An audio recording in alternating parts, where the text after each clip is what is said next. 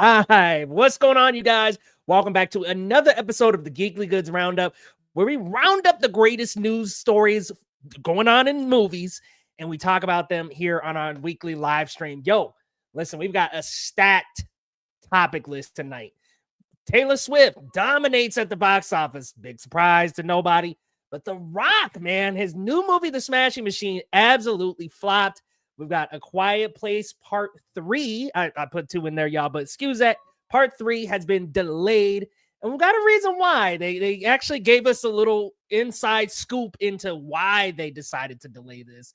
Then we've got Fast 11. Apparently might not be released. Crazy, right? I mean, after Vin Diesel has just made it this grandiose big thing for the last couple of years, and now here we are with it possibly about to get canceled. And last but not least, Kirsten Dunst said she's interested in Spider-Man 4. And there's some rumors going around that apparently that might be in the works again. Again, nothing can be confirmed, but we will absolutely break it down. But before we get into that, I'm going to say what's up to my boy Lo. What's going on, man? How are you?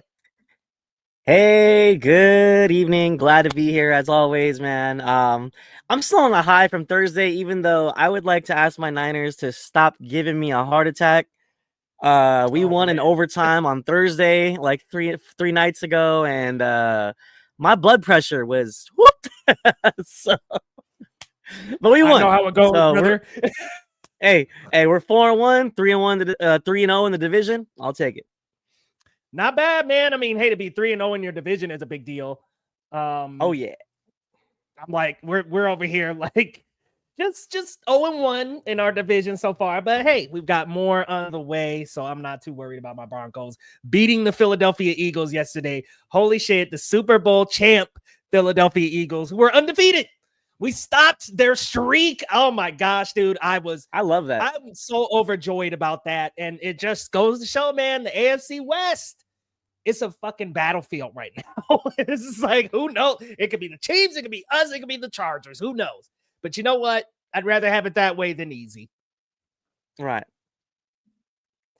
Hey, good for you guys, man. That was a heck of a win, man. I saw a lot of that game, and I was like, okay, well, y'all were scrappy, man. So yeah, didn't give up. I'm proud of my Broncos for not like giving up because woof. I'll admit, I was going in that third quarter. I was like, oh man. The shenanigans start. You're like, here we go. Yeah, man. That first half was kind of bad, but that's all right, man. It happens. Shake off the dust, get back up, and yeah, we ended up winning. So I love that. But let's get to today's show, man.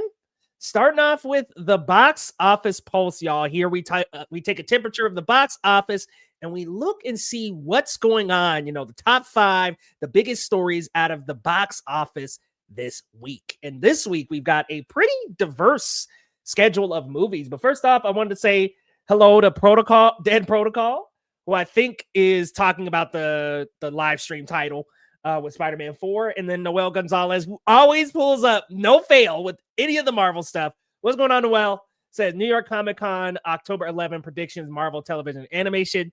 I'll get you some of those by the end of the stream, my friend, but let's start with this box office post. Release party of A Showgirl debuts at number 1 with 33 million domestic. So Taylor Swift dominating in the box office. I mean, I think this thing was only a 2 or 3 day event, and it did extremely well to do 33 mil in a 3-day window. A lot of movies are praying for that. And then on the opposite end of the scale, you had The Smashing Machine did not do well. But at number 2, One Battle After Another stays in there, hangs in the top 5 with 11.1 million domestic, and is Paul Thomas Anderson's first $100 million crossing movie. So love to see that. Love to see new films doing well. I put Jesus, I am so bad at the slides today. Not One Battle After Another. The Smashing Machine flopped at number 3 with $6 million domestic. That's terrible, man. Smashing Machine doing those kind of numbers. Ooh, that's really bad.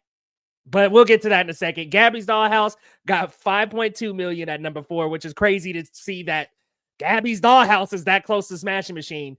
And then The Conjuring at number 5 hanging in there. Man, what do you think about this top 5? Kind of like, you got some extremes here. You've got this extreme release with Taylor Swift's release party of a Showgirl, blowing the box office doors open. And then you got on the other end, the Smashing Machine not doing well, not living up to the name of The Rock. How we feeling about the box office pulse this week, man? Man, not on my bingo card, brother. I mean, I guess I'm not surprised because, you know, the Swiftie, I don't know if they have a name, the Swiftie fandom, the Taylor Swift's fandom is coming out in full force, obviously. I mean, 30 mil is huge for I mean, what is it? Like a concert movie? Is it a documentary? I don't really know nothing about it, to be honest. So it's like a behind the scenes of the release of this music video for this song, and then also there's Okay. like behind the scenes of getting prepped for tours and stuff. So it's Okay. not like really I like think a movie; it's a concept film. okay, and then I think she does a duet with Sabrina Carpenter, right? That the life of a showgirl or whatever. Like, I don't know, man. It's that outside of was my my wheelhouse, bro. that was about as far as I read into it. I'm not really a Swiftie either, but hey, good for her, man. I think it's cool when hey man, any movie making 30 million at the box office is great. I think that's great for the theaters, and I love seeing Paul Thomas Anderson's film doing well, especially like what is this, week 2 or week 3? 11 mil's not bad for a picture Yeah, like for this. week 2, That's that's not bad. you know, it's mostly a drama with I mean, Leonardo DiCaprio has some pull, but he's not exactly like a Tom Cruise or like a, you know, like that type of level of box office pull. So I think that's awesome.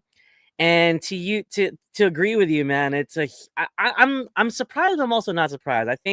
I thought the Smashing Machine actually might do okay, especially on a $50 million budget. It seems like that is a pretty easy number that he could have climbed, but to open with just 6 million, I don't know how many screens it opened to, but it looks like maybe like I think you're saying this in our group chat that maybe his audience doesn't want to see him in an A24 picture, or his audience doesn't know what the hell a Smashing Machine is. Maybe they're not in MMA. Maybe they just didn't look cool to them. It's not like the Rampage Jumanji movies they're used to. So very interesting. I thought it would do better than 6 mil. So I think that's probably the biggest surprise I've seen in a while. I still haven't seen the film myself. I look forward to seeing it. Yeah. Have you seen it yet? I still haven't seen it. I had a couple of buddies of mine go check it out last week, and they actually did a review, and yeah, it was not a positive review. They said it was pretty mediocre, pretty mid. Good friend of the show, Amanda AMX NDA Reviews over on Twitter. Also, Hey. I talked to her a little bit about it, and she said, yeah, it's just the acting is good, but apparently the story's kind of hollow. So I'm hearing some like mixed things. Shout out to RA over in the chat. Welcome in. I'm hearing some mixed things though. I'm hearing like mostly not good things. And I think the Smashing Machine has a multi-tier of problems. I'm going to start with the biggest one, and it's Taylor Swift. I mean, you open against Taylor Swift on the same day. Now, maybe if this was the weekend after, 3 weeks later, cool. The same day, whew, that is a very big giant to conquer, man. I mean, like Taylor Swift's fan base is extremely large. It's got a lot of purchasing power. So Taylor Swift is absolutely probably the number one reason. Number two, the marketing was pretty bad. And I know we say that with a lot of the movies, but if you ask anybody to watch the trailer for the Smashing Machine, no context, just say watch the trailer, they might feel like they're watching like a Rock biopic or something, or a biopic of The Rock. And it's like, what are we doing here? You know, and the wig looks bad, and it just kind of doesn't have the building blocks necessarily for a good marketing campaign. And then last but not least, yeah, nobody who's like a super fan of The Rock, I don't think they're super fans of this kind of content. Like A24 is such a art house style, and I know they're going the more box office friendly route, but they are a very niche studio. They're very creative movies. Like these movies have actual creative force. So it's not really something that fans of The Rock are into. Like fans of The Rock probably want to go see the latest Moana or like hey, is there going to be a Hobbs and Shaw too? Like I don't think even as somebody who follows The Rock, this was one of those where I was like, yeah, it's a little different for him. Good for him for trying something different, but can he carry that audience over? And the answer, at least this week, what we're seeing seems to be no. But do you think, Lo, it'll have a surge next week? Do you think they're going to actually sell some more tickets next weekend? Isn't it going up against Tron Ares? I think Tron is this week, right? Yeah. Or is that next week? Yep. Not happening. So, yeah, nope. Yeah, I was gonna say probably not. I mean, absolutely. Here's the thing. I think it would have been possible to have some legs, but not with Tron coming out this week. So, yeah, I think you've got Tron. You've got a slew of other movies like really open in the fall, doors open. It's just not going to work for the Smashing Machine. But I did want to bring up another thing that's not on this list that's really, really positive, and that's the fact that Demon Slayer did incredible, and it is at $757 million worldwide. And it is now in the top 5 highest grossing movies of 2025, dude. Yo, that's crazy that Demon Slayer has conquered Superman, Fantastic Four, and How to Train Your Dragon. Like, holy shit, 3 movies that, looking into 2025, you might think, hey, maybe those are billion-dollar movies. No, the closest to $1 billion is anime, baby. It's here to say, I love it. I also love our other co-host who's here. What's going on, Elaine? Hey, oh my gosh, made it. Hey, how we doing? How are you? I'm doing good. A little makeshift setup. You guys don't need to see the mess, but we made it work. We got the background. But still without power. You got a nice little creative blur. Nice little depth blur. Exactly. Little angles, working the angles here because we got a lot of cables going on, a lot of backup batteries because I don't have electricity right now, but we made it work. We are live. Well, thank you. I was going to say caught in 4K, but not 4K. Yeah. A little camera. Exactly. Welcome. Thank you. Happy to be here. So we were just chopping it up about the box office. Release party of a Showgirl, $33 million domestic, absolutely blew the box office open. The Swifties dominated. Then on the other end, you have the Smashing Machine doing horrible numbers. And I didn't even say this low, but I think another problem, and you alluded to this, the Smashing Machine as a title is just horrendous. Like, it's just a horrible title. I don't know why it wouldn't just be like Mark Kerr or something. I don't know. I don't know. But Elaine, what do you think about the box office this week? Smashing Machine flopping, Taylor Swift doing well, one battle after another hanging in there. What do you think? I mean, naturally, we've seen well, it's not necessarily a concert movie, but we've seen super huge pop stars do really well at the box office, putting concert movies out, and in this case the release of that album that is getting absolutely chopped on social media. So it's been very interesting to see all weekend, especially from like Swifties that I know. I'm personally not a Swiftie. I could not care less, but even the big Swifties in my life are like, this is flop-tina. But obviously nobody's gonna know that until they go see it. So I just be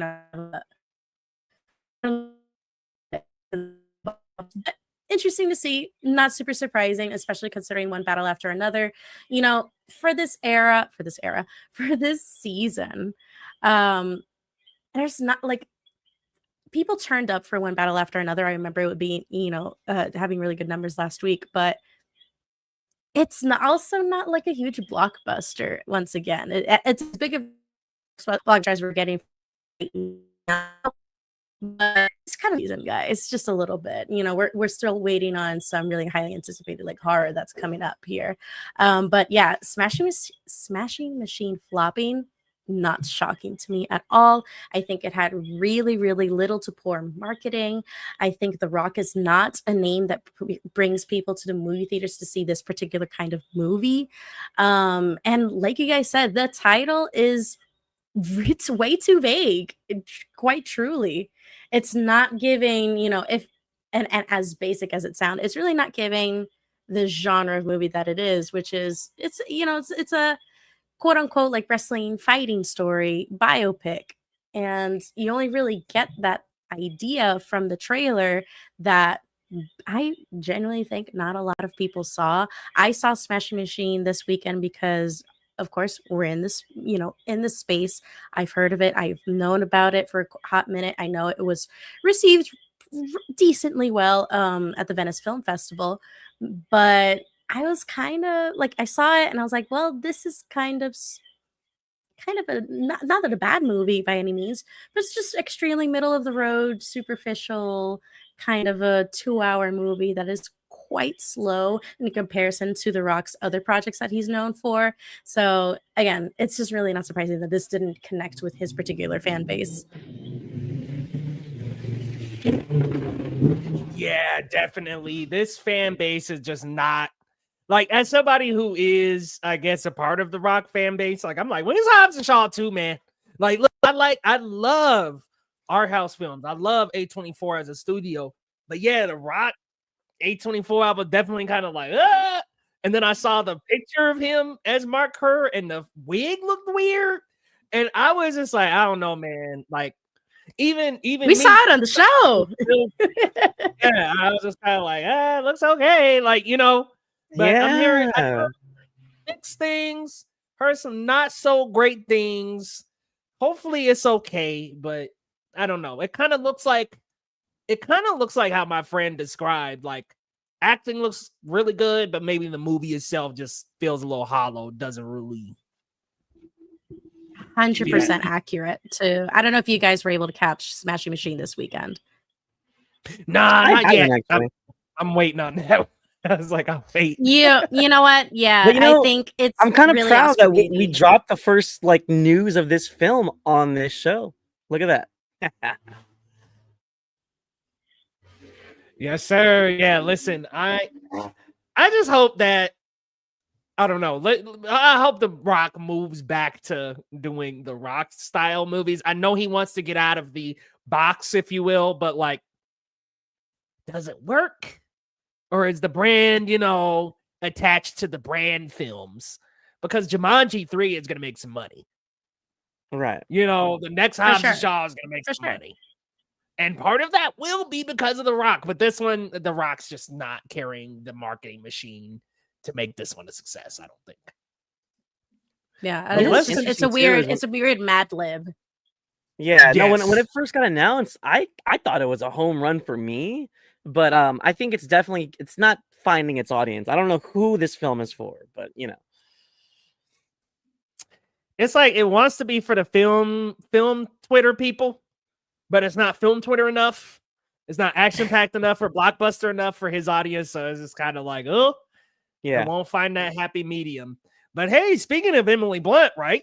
I mean, A Quiet Place Part 3 has officially been delayed, and Paramount did cite the big reason is because Man of Tomorrow comes out the same day. So they delayed it a couple of weeks in July to really make way for Man of Tomorrow. And I think this is a great idea. If A Quiet Place was not a rated R franchise, I think they could stay. I think it could definitely duke it out with Superman. Boom, boom, boom. We're good. But A Quiet Place, these are rated R, right? Yeah. Aren't these rated R? Yeah, these are rated R. So sure. I think they made They're the not. right They move should be.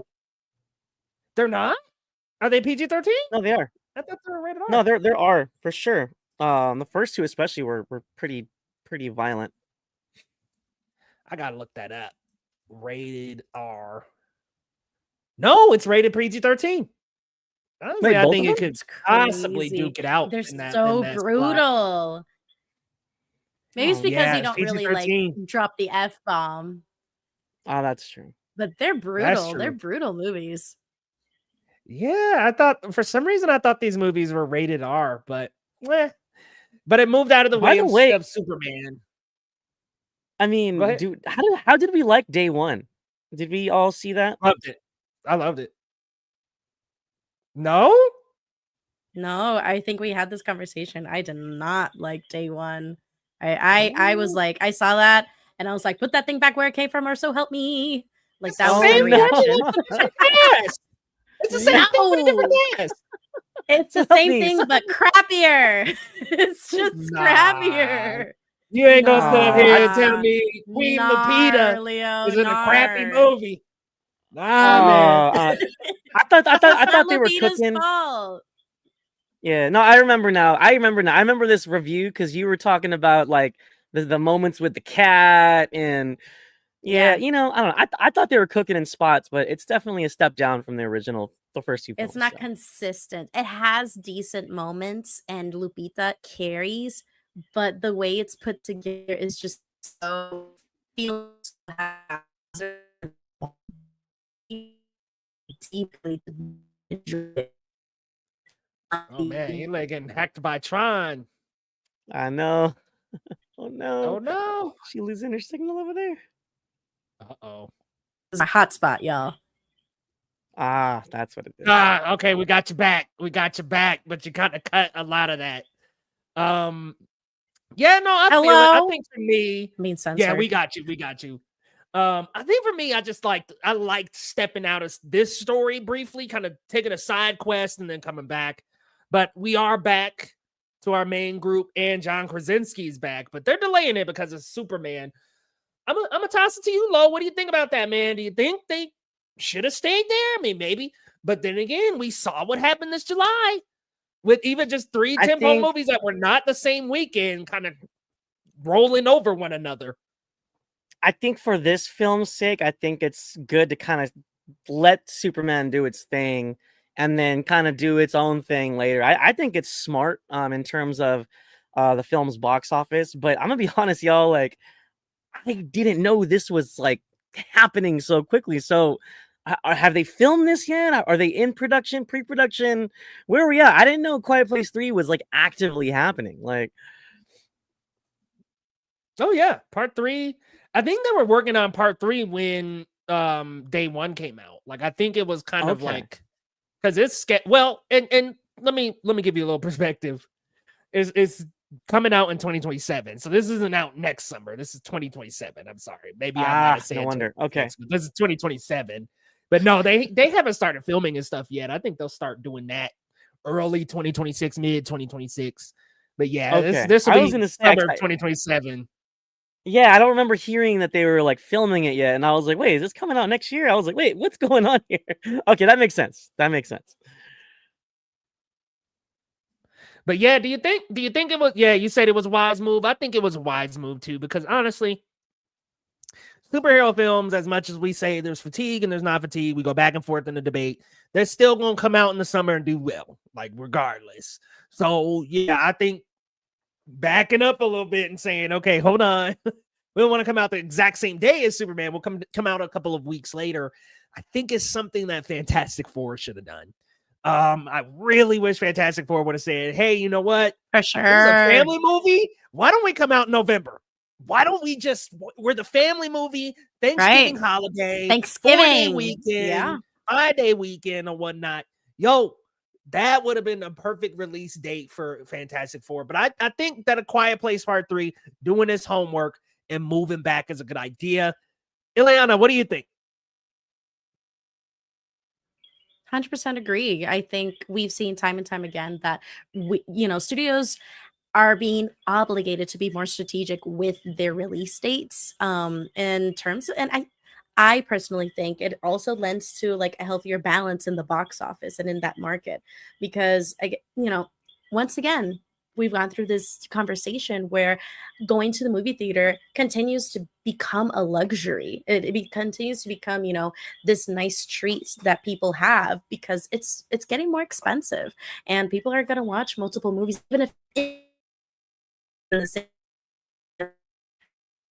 to normally afford to go 2-3 times to see everything that's come out in the box office opening weekend. So I think this is just, again, just being more strategic and balancing out that box office, because you have to make space for everybody, and the more diverse that market, the better for the consumer. 100% agree. And this is kind of a sidebar, so I apologize that I'm going off on a small tangent here, but every movie theater chain has just failed the movie pass model. Like, I know people got A-list sure. in the space and stuff, and people have, Regal Pass or whatnot. But man, like, they just have not made that accessible to the public enough, like, to where, yeah, people could go to the movie theaters several times a week and enjoy some movies on a large screen for a not as big of a price. I mean, A-list is worth it if you go that often. It's $20 a month, $25 a month. But these movie theater chains are not advertising it enough. So now the movies suffer. Everybody suffers. We all got to move dates and things like that. And delays really hurt films. So I hope that A Quiet Place 3, though, could still dominate the horror genre during its run in the box 100%. office. I mean, the other two are three now. Goodness. The other three have done well at the box office. I think part three can do well. God, it's like day one, part three. What? But yeah, part three should do well in the box office.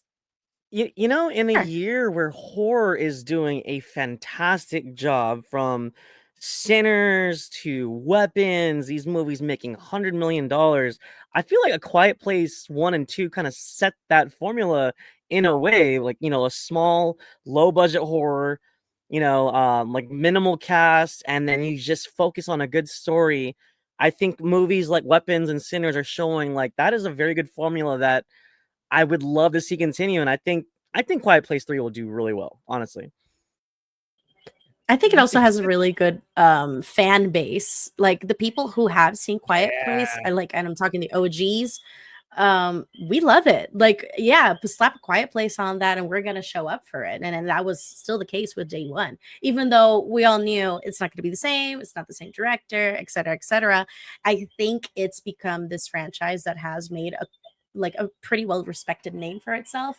So yeah, I really hope I think it's going to continue unless part 3 is like this huge flop story wise for some reason, like in the absolute worst case scenario. It would have to take that much for people to be like, oh, Quiet Place sucks now. Yeah, I think you're right in that it would take a colossal flop. I mean, it would have to be so bad, critics and audiences agree this is terrible. And I don't think they're gonna do that. I mean, come on. The first two were solid, so good. The third one, a little divisive between us, but I think in terms of the majority, most loved it. So yeah, this is a franchise. This is just like a new franchise that's dominating the horror genre. So honestly, man, they gotta back it up a couple weeks. Hell, all right, y'all. Rev your engines for this story because this is crazy. Fast and Furious 11. The report came out from the Washington Street Journal that there has not been an update on this barely at all. There's no finished script. Actors don't have deals. Nothing is happening here. And there is a massive cliffhanger at the end of Fast X.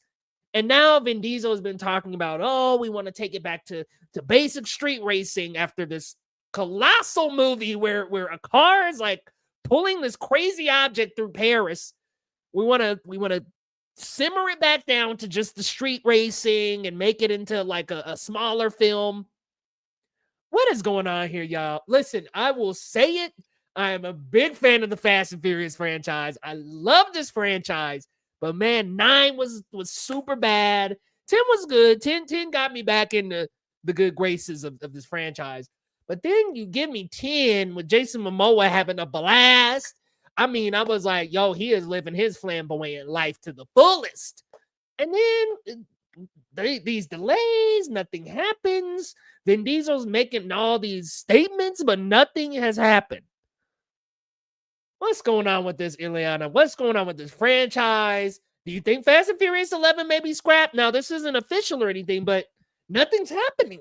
And I know that Paramount wants to knock $50 million off that budget. They're like, hey, knock that budget on down. What do you think? Listen, like Kylo Ren was said, we have to let go. Let the past die. And I think that's it. Nah. Let it die. Let it die. No, here's the thing. when you have such a messy production and such a messy producers in and of itself, because I think Vin Diesel's kind of a diva. And you know what? Good for him. Oh yeah. Oh yeah. I think he's a super like diva, and there's always every time I hear news about this franchise in the production phase, like before every movie, there's a divathon.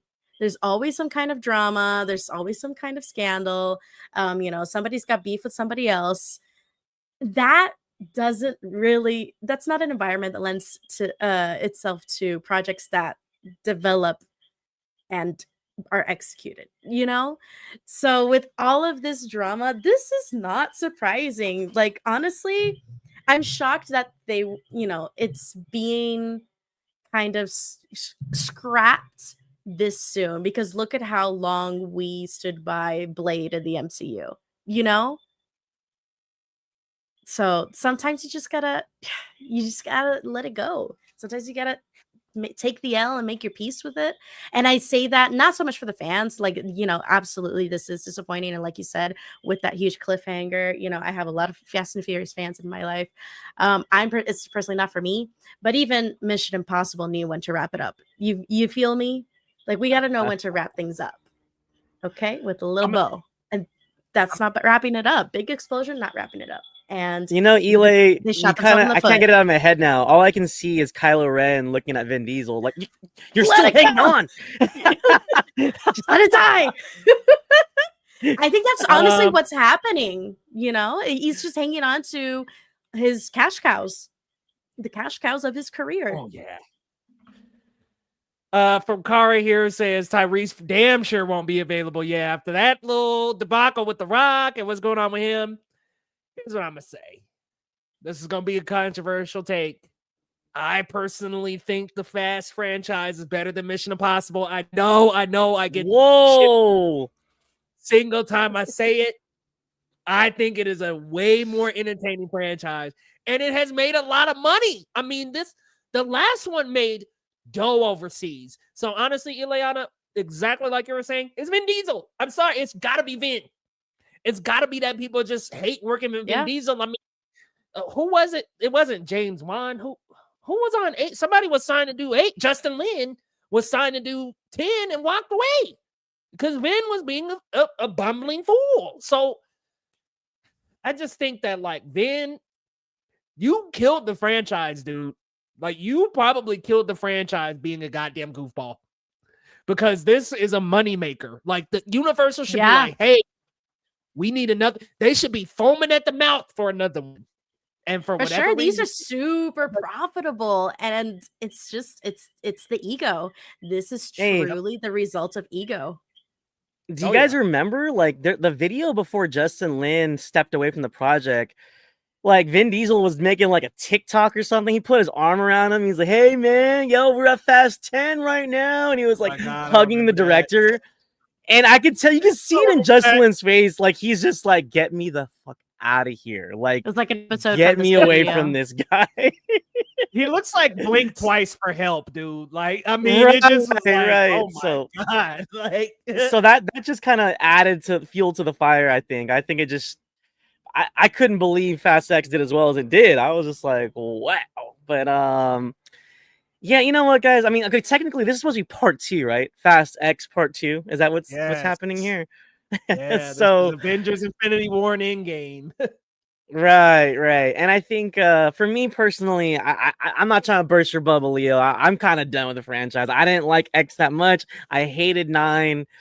X didn't feel that much better. It felt like a little bit better, but 9 was really bad for me. And yeah, you know what? Look, I think if it's time for it to go, it's time for it to go. And from what I was reading very similar reports, Leo, like about, you know, they want to get the budget down. I mean, when you get the cast this big and you get all these stars together, it's like, oh, it's a spectacle, but you still got to pay for the spectacle, especially if you're bringing The Rock back, if you're doing Jason Momoa, and of course, Charlize Theron is a big name, and, you know, Kurt Russell, you got all these people in here, and the budget starts going up, and you go, oh, let's up the spectacle and up the explosions, and it's like, yeah, how is this movie not $200 million, right? So I kind of see where Paramount's coming from, and personally, I think it should have stopped at 8, maybe even 7 with the death of Paul Walker. But you know what?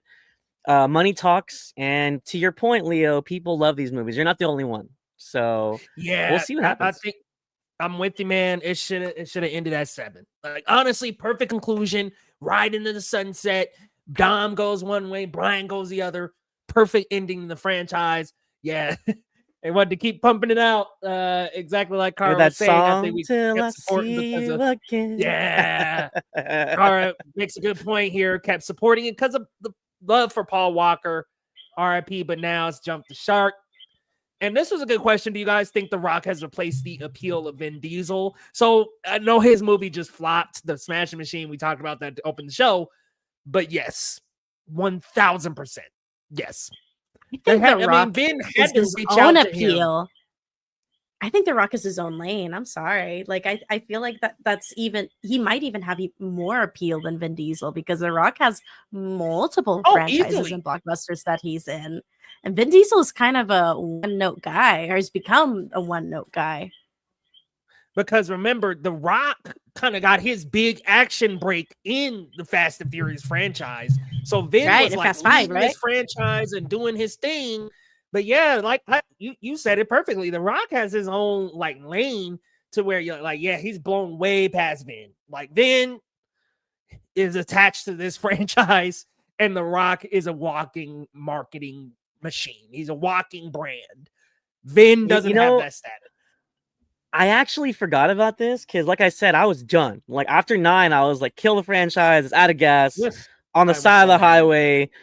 Pull the car for parts. But I actually forgot about this. Wasn't there like a mid-credit, post-credit scene, and they revealed Hobbs is back? I was like, okay, you know what? Okay. I was like, look, if The Rock and Vin Diesel can squash their beef and come back and do the finale, you know what? I might be seated. But now the film's in jeopardy. So I'm on board if The Rock's on board. So we'll see what happens. Like, I don't know, boys. You look so done. Are you playing trumpets right now? No, that's the SpongeBob trumpet funeral march. Thank you. Nice. Oh, nice. I mean, yo, the budget on that last one was $378 million. That is too much. Too much. No wonder. That is no wonder they're gas mad. guzzler. That is a gas guzzler. Because I think gas guzzler. Because I think it made like high 600 mil, but it didn't make that much, right? What was the worldwide on that? 714 million. Oh, there you go. Yeah, so it barely got over 700. No wonder they're mad.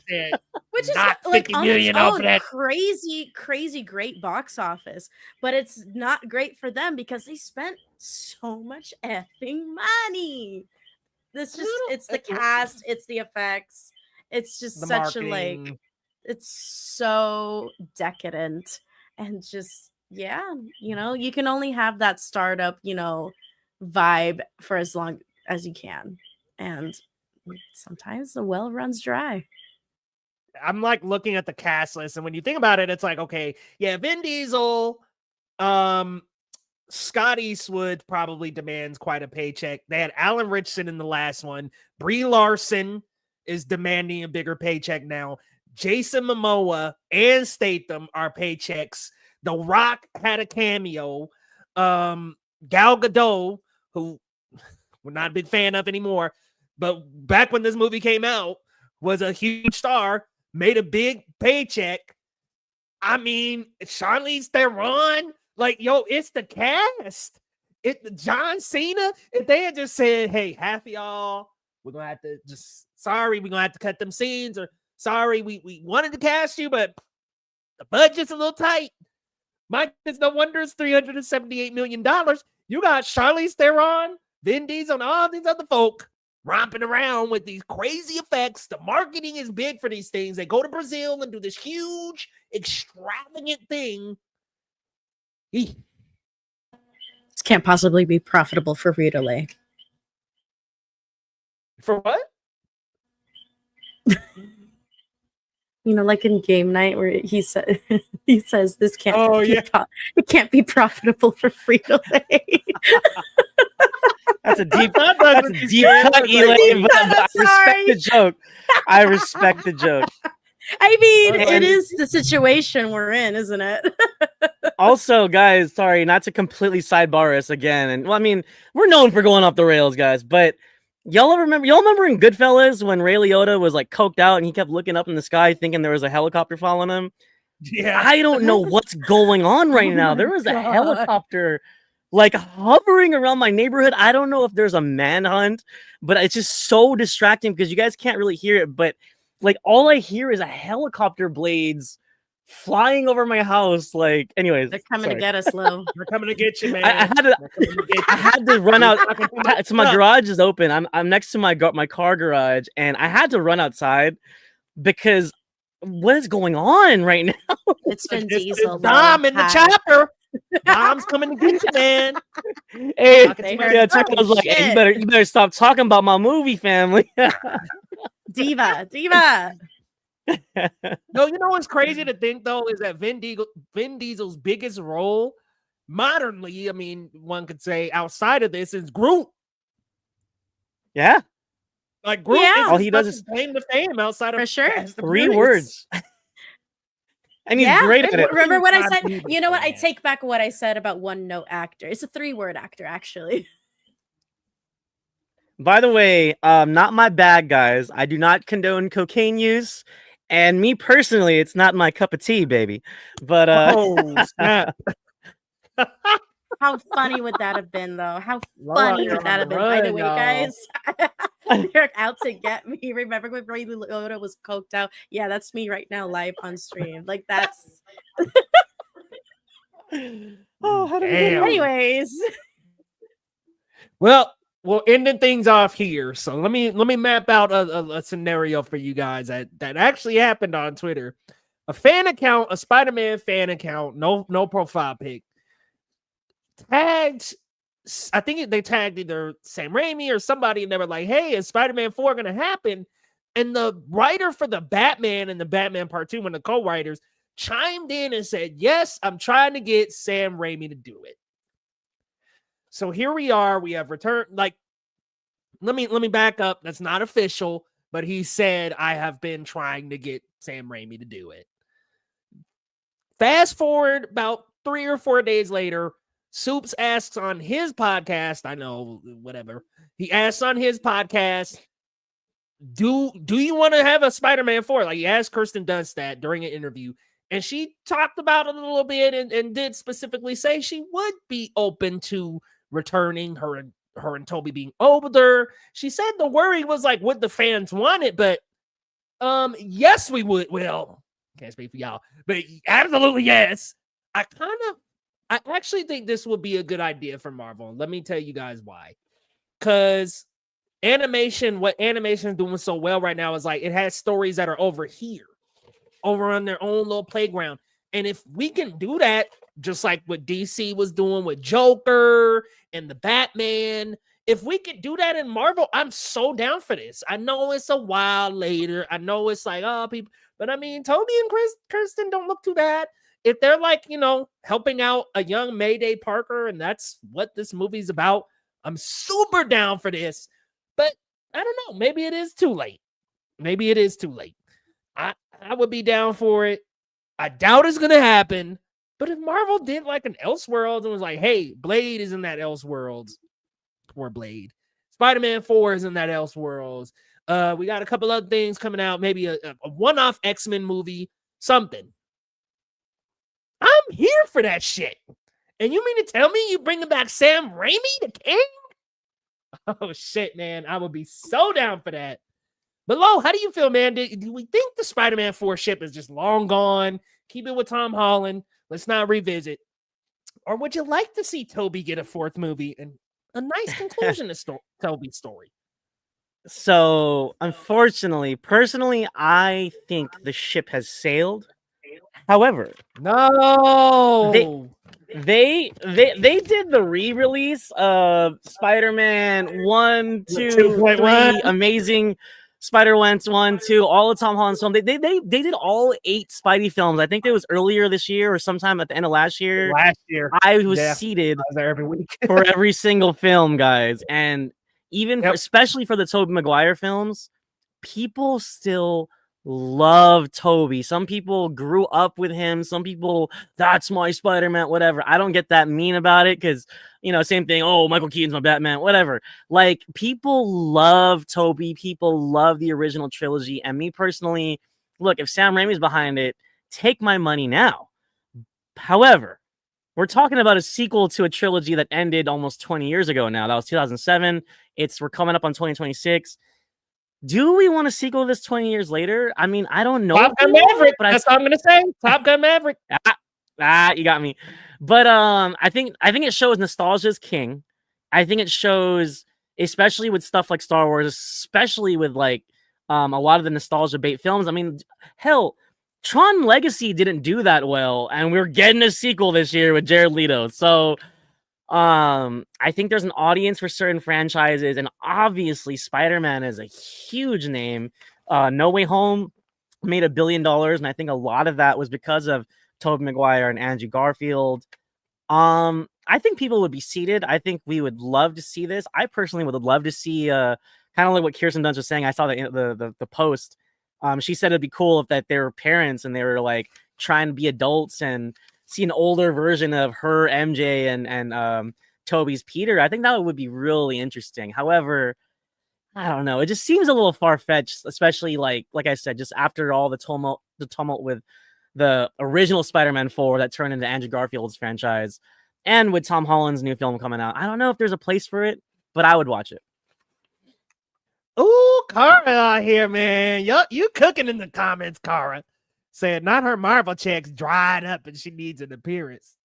Hey, listen, them checks dried. You know what? She probably got a little bump from the re-releases and was like, yeah, I'm signed on and ready to go for Spider-Man 4. I mean, hasn't she also like been very public about her saying, yeah, I got kids I need to feed, you know, like I need Yeah, money. Like she it came would out be with, nice like, yeah, to be in a movie that makes money for once, because she is very like, she's a serious actress.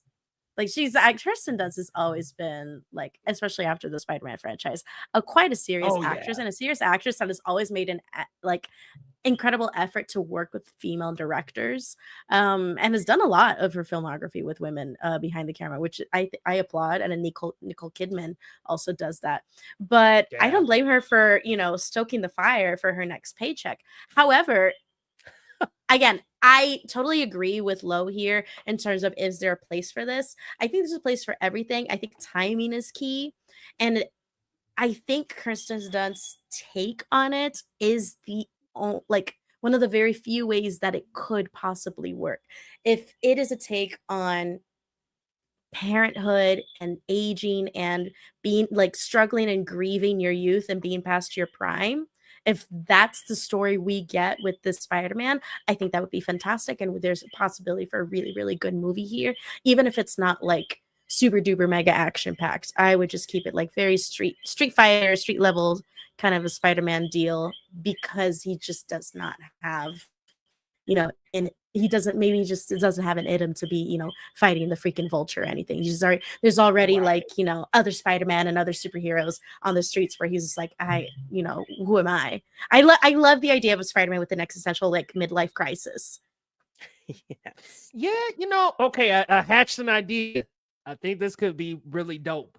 What if they made it like a 40-minute, like it's not even this full 2-hour, whatever. Let's like maybe like a 40-minute kind of catch-up deal. And it's like for 2 weekends only. Or something like that. Yeah, like where it's like a limited release, quick, easy. That shit will make bank, dude.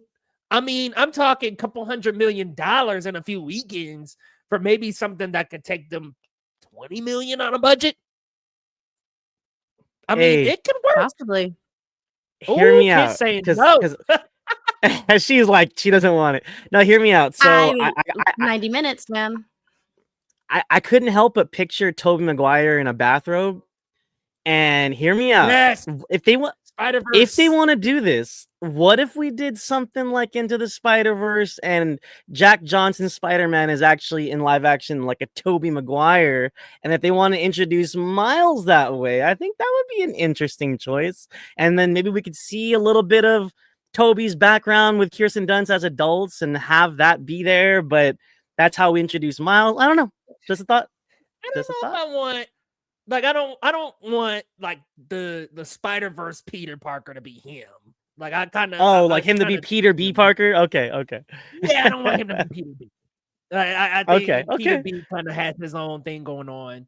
But I feel true. that if Miles met him, Tom, and Andrew, that would be incredible. Like I would love that moment to happen. But we got to get a half black, half Puerto Rican young actor. We got to cast Miles right. And it's I don't think there's plenty. There's plenty. All you got to do is go to New York, man. Like seriously. Like go to where Miles Morales' character is actually from, and you can find so much talent. There is there's a good little comment here from Kid. Get him. Marvel needs to worry about landing this next phase before they put too much dip on their chip with Spider-Man. Hold on now. Sure. You know I love me some Marvel. So we're doing okay over here. But I understand what you mean, Kid. I think you're right. They got to map out the next phase a little more clearer. We've had a lot of things kind of come in and out. So I think, the focus should be establishing some good core characters for the next phase and then getting to another Avengers movie and an A versus whatever they want to do for the next event film. But yeah, I think you're right. They need to establish some solid tentpoles. I got some ideas. Blade, X-Men, and continue Fantastic Four, same team, and Spider-Man. That would be my tentpoles for the next phase, in my opinion. I'm like, use your heavy hitters, use them. Well, especially now that they have the rights, right? I mean, for so long we were clamoring for the rights to X-Men, and we've been waiting for Mahershala as Blade. Like, it's wild. Yeah, need to recast Blade. Kid cooking, man. I'm like, I wish it wasn't the end of the stream. I would send her a link. I love everyone in the chat today. I love these takes. I love when we There's fight. A divathon. So hold on, I gotta clarify. The fight thing was not between Robert Downey Jr. and Ryan Reynolds. A lot of news publications beat that over our head over and over and over that it's not Ryan Reynolds and Robert Downey Jr. Just had to add that tidbit. Wait, so what was the tiff? Like, I don't have the tea on this. I've been kind of out of the loop lately. So there was an argument on the set, and it involved like a big actor and another newer actor to Marvel stuff. My whole thing about it is like, dude, that happens all the time. But because it's Avengers Doomsday, because it was Shang-Chi. Simu Liu. Okay. Oh, Simu Liu said something to a big actor. So people were speculating at first that it was Robert Downey and that it was Ryan Reynolds, but they debunked that like over and over and over, like nonstop. So whatever. But again, I think those things happen a little more commonly than we think. But I heard it got really bad that some folks was like, I won't do a scene with that person. Yeesh. Got a little nasty. But hey, whatever. The show must go on, right? I was gonna say they're gonna figure that out. A little fight like that is not gonna stop Avengers Doomsday. Nah, not in the slightest. Yo, we finally got our third co-host back this week, Ileana. Welcome back. Thank you so much for joining us. Thank you. It's good to be back. Yeah, let the people know where they can find you and what you got coming up. You can find me at Captain Melendez on Twitter, Instagram, and Letterboxd. And you can find me and my wonderful colleagues, fellow critics over at the Puerto Rico Critics Association. We are at PR Critics over on Twitter and Instagram. And stay tuned. Lots of great reviews coming in. We've got lots of Netflix invitations recently. So definitely follow us for all of our thoughts on those latest releases. Follow them for their latest thoughts, y'all, and some Netflix coverage coming as well. Lo. Where can the people find it? And what you got coming up, my friend? You can follow me on Twitter and Letterboxd at Marcellus Durden. I'm a proud critic and editor for The Cinema Spot. Follow us on all socials at The Cinema Spot. And check us out on thecinemaspot.com. We got a lot of great content right now, a lot of great film and TV reviews, but specifically our representative Edgar is covering Beyond Fest, and he just reviewed If I Had Legs, I'd Kick You, starring Rose Byrne. Gore Verbinski's newest film, Good Luck, Have Fun, Don't Die, starring, I think that's Sam Rockwell with a huge beard. After the Hunt, starring Andrew Garfield and Julia Roberts. He's covering all these great films at Beyond Fest, as well as we also have some reviews for the new films like The Long Walk and One Battle After Another, which is doing great in the box office, as we saw earlier. Please check us out at thecinemaspot.com. Guys, definitely be sure to check them out over at thecinemaspot.com and the PR Critics Association. Y'all, here on the channel, we've got, I'm seeing Tron Ares tomorrow, so we'll have a review for that, as well as Peacemaker finale. Y'all, we will absolutely be talking about that on the channel, because I don't believe James Gunn talking about Superman ain't gonna be in it. That don't mean David Corenswet may not be in it. Hold on. Maybe not. But there will also be tons of movie news coming up, y'all. Listen, we just saw a look at Ahsoka season 2. We'll talk a little bit about tomorrow, as well as a couple of other fresh looks at some more content coming in, you guys. Yo, there's so much coming. I'm covering Scream Fest, which is happening in LA right now, and I'm covering the Denver Film Festival. So be on the lookout for more reviews, y'all. There's a lot of them coming up, and I'm finally going to get caught up, y'all. But thank you so much for coming. We do this every single week, y'all. Every Monday, 7 p.m. Mountain Time, 9 p.m. Eastern Time. I usually say every single time zone, but I just cannot today, y'all. Come on back next Monday, and we'll see you next time on Geek Goods.